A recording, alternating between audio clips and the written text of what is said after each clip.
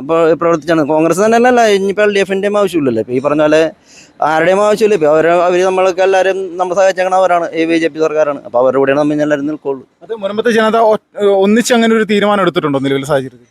ഒന്നിച്ച് തീരുമാനം എടുത്തിട്ട് ഇപ്പോൾ കഴിഞ്ഞ പ്രാവശ്യം 50 പേര് ഇതിലേക്ക് മാറി. ഇനിയിപ്പോൾ ഒരു 400-500ഓളം പേര് അടുത്ത ദിവസം മാറാൻ വേണ്ടി നിൽക്കുകയാണ് BJPയിലേക്ക്, അംഗത്വത്തിലേക്ക്. അങ്ങനെ ഒരു പരിപാടിയൊക്കെ നിങ്ങൾ സംഘടിപ്പിക്കുന്നു? സംഘടിപ്പിക്കുന്നുണ്ട്. നമസ്കാരം ചേട്ടാ, എന്താണ് ഈ ഒരു ഫ്ലെക്സ് ഇങ്ങനെ വെച്ചിരിക്കുന്ന കാരണം എന്താ? KCPസിന് നിലപാടുകളെ പോലും തള്ളിക്കളഞ്ഞ ഈ കോൺഗ്രസിന് ഇനി ഞങ്ങളുടെ സമരപ്പം തള്ളിക്കയറ്റണം എന്നുള്ളതാണ് പൊതുവെയുള്ള അഭിപ്രായം.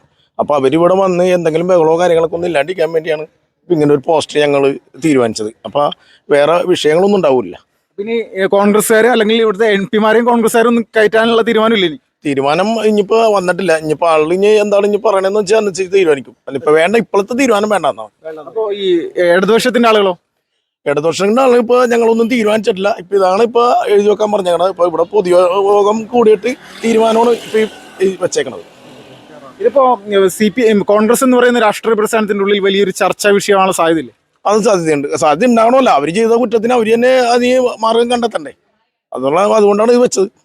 ഇപ്പോൾ ഇവിടെയുള്ള കോൺഗ്രസിന്റെ ആളുകളുണ്ടല്ലോ, ഇപ്പൊ നിലവിൽ കുറെ കോൺഗ്രസ്സുകാരുണ്ടല്ലോ, അവരൊക്കെ ഈ ഒരു വിഷയത്തിൽ ഏത് തരത്തിലായിരിക്കും പ്രതികരിക്കുക? അല്ല, ഇപ്പൊ ഭൂരിപക്ഷ അഭിപ്രായം നോക്കിയിട്ടാണ് ഇപ്പൊ ഇത് വെച്ചേക്കണത്. അപ്പൊ അത് ഇനിയിപ്പോ ഇവിടെ ആരെങ്കിലും ഒക്കെ ഉണ്ടോ ഇല്ലേ എന്നൊക്കെ ഒന്നും ഞങ്ങൾക്ക് അറിയാൻ പാടില്ല. കാരണം ഭൂമി പോയാലും ഞങ്ങൾക്ക് കോൺഗ്രസ്സുകാർ മതി എന്ന് പറയുന്ന ആളുണ്ടാ ഒന്നും എനിക്കറിയാൻ പാടില്ല. പക്ഷെ ഇപ്പോഴത്തെ ഇവിടുത്തെ നിലപാടനുസരിച്ച് ഇവിടെ എല്ലാവരും കൂടി തീരുമാനിച്ചപ്പോൾ ഇതിങ്ങനെ ഒരു ബോർഡ് നല്ലതാണെന്ന് പറഞ്ഞു. അതുകൊണ്ടാണ് വെച്ചേക്കണം. ഇതിലെന്തെങ്കിലും ഒരു രാഷ്ട്രീയ കലർപ്പുണ്ടെന്നുള്ള രീതിയിലൊരു ആരോപണം വരാനുള്ള സാധ്യത ഉണ്ടോ നിങ്ങൾക്കെതിരെ? അല്ല, ആളിനെന്ത് പറയണമെന്ന് വെച്ചാൽ നമുക്ക് അത് നോക്കണ്ടല്ലേ. രാഷ്ട്രീയമായിട്ടൊന്നും ഞങ്ങളൊന്നും ഈ നേരത്തെ തുടങ്ങി ഞങ്ങൾ ഒരു തീരുമാനത്തിൽ എത്തിയല്ലോ ഒന്നും ചെയ്തിട്ടില്ല. ഞങ്ങൾക്ക് ഇവിടെ എന്ന് വെച്ചാൽ ഞങ്ങളുടെ സമരപ്പന്തൽ വളരെ ഭംഗിയായിട്ട് പോകണം. അപ്പോൾ ഇവിടെ ഒരു ബഹളമോ മറ്റുള്ള കാര്യങ്ങളും ഇല്ലാണ്ടിരിക്കാൻ വേണ്ടിയാണ് ഇപ്പോൾ ഇങ്ങനെ ഒരു തീരുമാനത്തിലേക്ക് എത്തിയത്. ഇത് രാജ്യത്ത് തന്നെ കോൺഗ്രസിന് വലിയൊരു തിരിച്ചടിയാവുന്നൊരു സംഭവമായി മാറുമല്ലോ. കാരണം പാർലമെന്റിൽ പോലും മുൻപൻ ജനതയെ സംബന്ധിച്ചുള്ള ചർച്ചകൾ വന്നാണല്ലോ. അപ്പോൾ വലിയൊരു ചർച്ചയാണ് സാധ്യതയുള്ളത്. അല്ല, അവർക്ക് ഈ പറഞ്ഞ മുസ്ലിം ആൾക്കാരെ മാത്രം മതി എന്നുള്ള ഒരു തീരുമാനത്തിലേക്കാണ് അവർ പോയത്. 35% മുസ്ലിമുള്ളത്. അപ്പോൾ അവരെ മാത്രം മതി എന്ന് പറഞ്ഞിട്ടുള്ള അവരുടെ തീരുമാനമല്ല എടുത്തത്. നമ്മൾക്ക് ഇങ്ങനെ ഒത്തിരി തീരുമാനം എടുത്തു വെച്ചിട്ട് തെറ്റില്ലല്ലോ. ചേട്ടാ നമസ്കാരം. വർഷങ്ങളായിട്ട് കോൺഗ്രസിലൊക്കെ ഭാഗമായി നിന്നിരുന്ന ആളുകളല്ലേ നിങ്ങൾ? അതെ. അപ്പോൾ നിങ്ങൾ തന്നെ ഒരു പാർട്ടിയുടെ ആളുകൾ ഇങ്ങോട്ട് കയറണ്ട എന്ന് പറയുന്ന ഒരു സിറ്റുവേഷൻ വരുമ്പോൾ സാധാരണക്കാരായിട്ടുള്ള മറ്റു ജനങ്ങളൊക്കെ എങ്ങനെ പ്രതികരിക്കാനുള്ള സാധ്യത?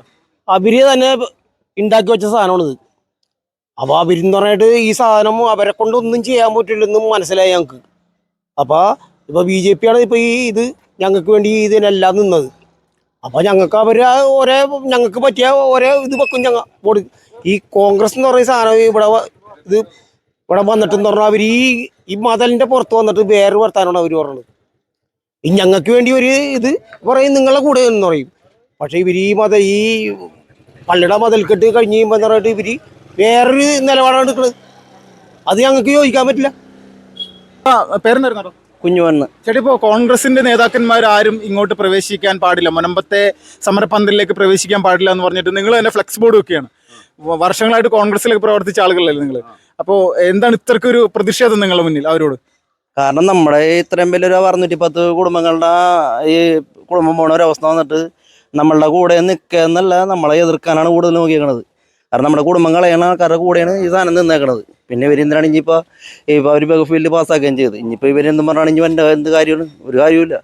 അപ്പോൾ ഇത് ഇങ്ങനെ തന്നെ തുടരാനുള്ള സാധ്യത? ഇനിയിപ്പോൾ ഇങ്ങനെയുള്ള തുടരാനുള്ള സാധ്യത. അല്ലാണ്ട് പിന്നെ ഇനി അവരുടെ പുറകെ പോകണമെന്നില്ല. നമ്മളെ സഹായിച്ച ആരാണോ അവരുടെ കൂടെ നിൽക്കും. അതാണ് നമ്മുടെ തിയറി. പ്രത്യേകിച്ച് ഇവിടുത്തെ കോൺഗ്രസ്സുകാരായിട്ടുള്ള ഒരുപാട് ആളുകളുണ്ടല്ലോ. ഇപ്പോൾ ചേട്ടനടക്കം കോൺഗ്രസിൽ പ്രവർത്തിച്ച ആൾക്കാരല്ല?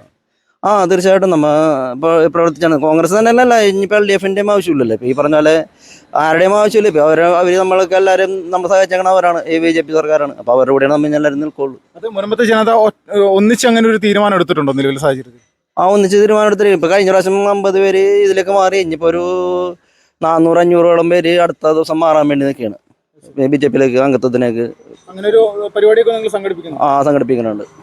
ഇപ്പോൾ ഈ നിലവിലെ പ്രതിപക്ഷ നേതാവായിട്ടുള്ള VD സതീശൻ എന്ന് പറയുന്ന വ്യക്തി ഉണ്ടല്ലോ, നിങ്ങൾ അടുത്തുള്ള ഒരാൾ തന്നെയാണ്.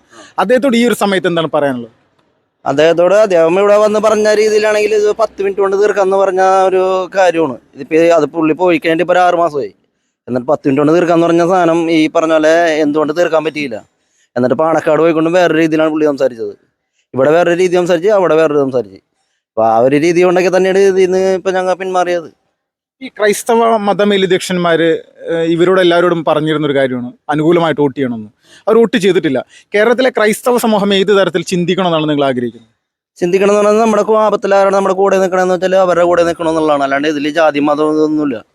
നമ്മളാരാണ് നമ്മുടെ ആപത്തിൽ സഹായിക്കണമെന്ന് വെച്ചാൽ അവരുടെ കൂടെ നിൽക്കണം. അതിൽ BJP തൊട്ടുവിടാൻ പറ്റാത്ത പാർട്ടിയൊന്നുമല്ല. നമ്മളെ സഹായിച്ചിരിക്കുന്നത് ഇപ്പോൾ അവർ തന്നെയാണുള്ളത്. അപ്പോൾ തീർച്ചയായും അവരുടെ കൂടെ നിൽക്കണം എന്നുള്ളതാണ് ഞാൻ പറയണത്. കേരളത്തിൽ ഇതിന്റെ പേരിൽ ഇപ്പോൾ ഒരു വലിയ മാറ്റങ്ങൾ ഉണ്ടാകാനുള്ള സാധ്യത കൂടുതലാണ്.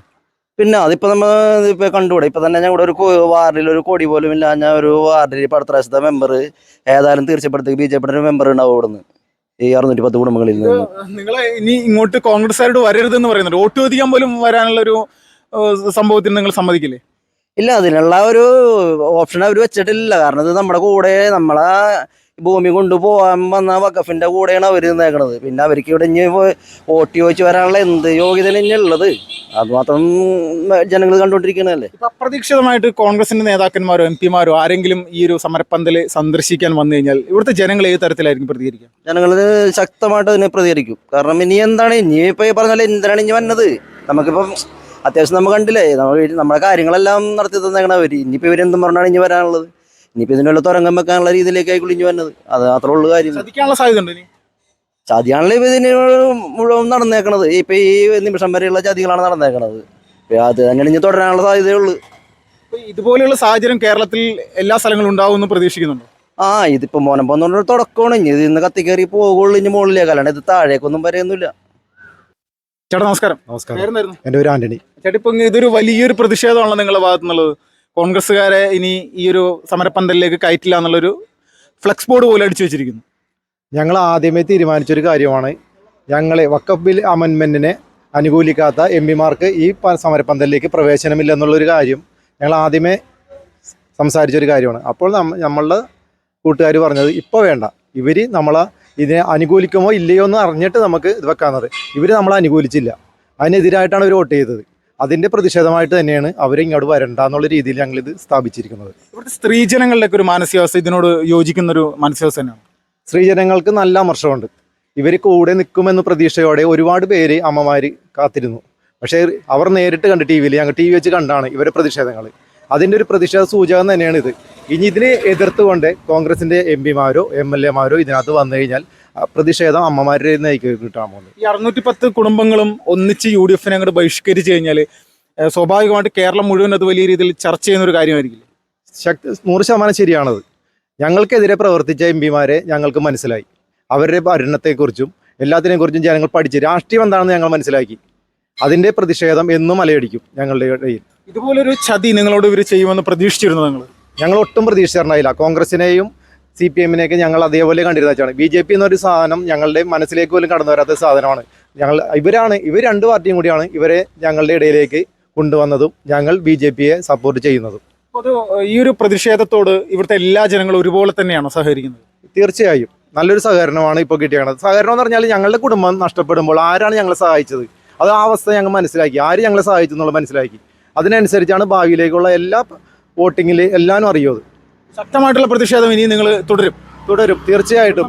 കിടപ്പാട് നഷ്ടപ്പെട്ടതിനെ തിരിച്ചു തരാൻ സഹായിച്ചത് ആരാണോ അവർക്ക് വേണ്ടിയുള്ള സഹകരണം എന്നും ഞങ്ങൾക്കുണ്ടാവും.